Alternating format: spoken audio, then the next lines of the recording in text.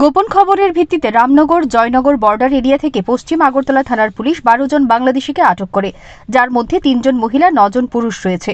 এই প্রসঙ্গে পশ্চিম থানার পুলিশ অফিসার প্রতিবেদককে জানায়, প্রত্যেক বাংলাদেশি অবৈধভাবে ত্রিপুরা রাজ্যের বিভিন্ন সীমান্ত দিয়ে প্রবেশ করেছে, কারোর কাছে কোনো রকম পাসপোর্ট নেই।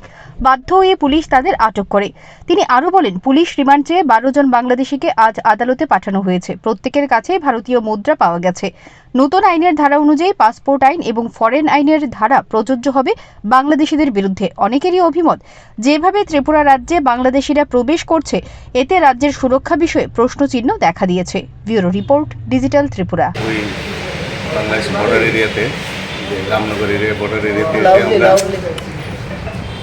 ওয়েস্ট বেসের অন্তর্গত যে বর্ডার এরিয়া আছে, বিভিন্ন জায়গা থেকে আমরা এবং বিএসএফের সহযোগিতায় আমরা 12 জন বাংলাদেশিকে আমরা ধরতে পারছি, কমেছি আমরা, এবং তাদেরকে আমরা জিজ্ঞাসাবাদ করছি এবং প্লাস তাদেরকে আমরা আইনগত ব্যবস্থা নিয়েছি এবং তাদের বিরুদ্ধে আমরা এফআইআর লজ করছি এবং বিএনএস, নতুন বিএনএসের ধারা এবং ফরেনার অ্যাক্ট এবং পাসপোর্ট অ্যাক্টে আমরা তাদের বিরুদ্ধে মামলা নিয়েছি।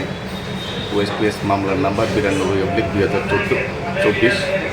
তো আমরা তাদের কাছকে আমরা কোর্টে প্রেরণ করতেছি এবং তাদের বিরুদ্ধে আমরা স্ট্রং অ্যাকশন নিতেছি এবং আগামী দিনও এই ধরনের অভিযান জারি থাকবে এবং বাংলাদেশি কোনো ক্ষেত্রে এই ক্ষেত্রে আমরা একদম খাটো করে দেখতেছি না, বিষয়টা আমরা গুরুত্ব সহকারে দেখতেছি এবং এই যে ট্রেন্ড চলছে সেই ট্রেন্ডটা যাতে আগামী দিনে বন্ধ হয় এবং এটার জন্য আমরা প্রতিনিয়ত চেষ্টা করতেছি এবং আগামী দিনও এই ধরনের